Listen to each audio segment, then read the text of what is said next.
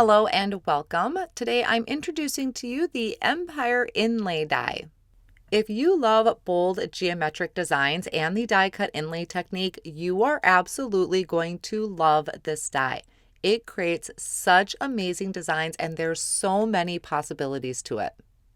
This is a panel that I die cut out of a 4 1/4 by 5 1/2 inch piece of wild berry cardstock. So it cuts out all of those areas and it layers perfectly on the front of an A2 size panel.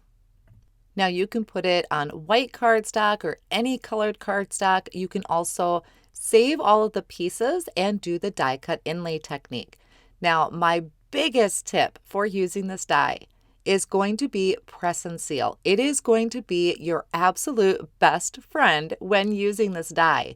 This is all of the panels that I have die cut so far that I placed onto press and seal. So when I ran it through my die cut machine, most of the pieces stayed in the plate and I was able to put press and seal on the back to hold everything in place.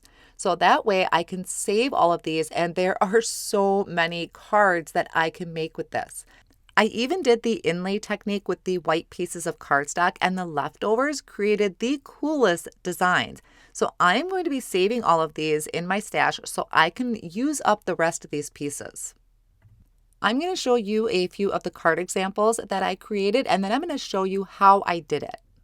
So the first card here, I did the die cut inlay technique with colored cardstock just in some of the areas. You can fill in the entire thing with all the different colors, but I really liked having this kind of geometric design to it. A lot of these are brand new colors right now that are being released, except for Nectar and Aqua Sky I added in there. I finished it off with a sentiment off of the Just Sayings die. The next card I'm going to share is using the rest of the pieces. So for this one, I did the colorful design around the outside edge and then left the middle diamonds white. I also added a flower that came from the Primrose Garden set that's being released for February 2024. I added glitter cardstock to the center of the flower, and then the Just Because is heat embossed in white embossing powder on the Rainforest cardstock.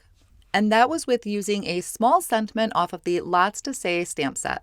For my third card, I did an ink blended background. So I die cut out the panel with white cardstock, popped out all of those inlay pieces, and then I ink blended a piece of cardstock using wild berry, watermelon, and creamsicle, which I'm pretty sure is my new favorite blend. It is absolutely dreamy. And for that one, I finished it off with a sentiment from the Everyday Expressions, and I die cut that out of the wild berry cardstock with a white shadow layer.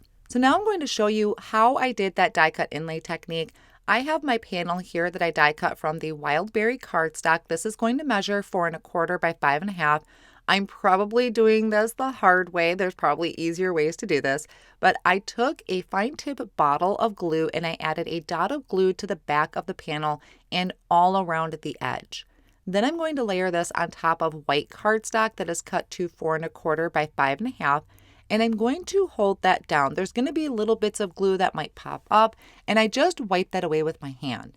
Now, another thing that I probably should have done and would be a lot easier is if you plan on adding cardstock to each of those areas, you might want to add some double-sided adhesive sheets to your white cardstock first.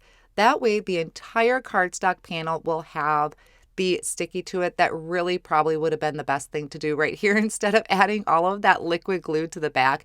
Did not think of it at the time, but I would suggest adding the double-sided adhesive sheets to your white cardstock.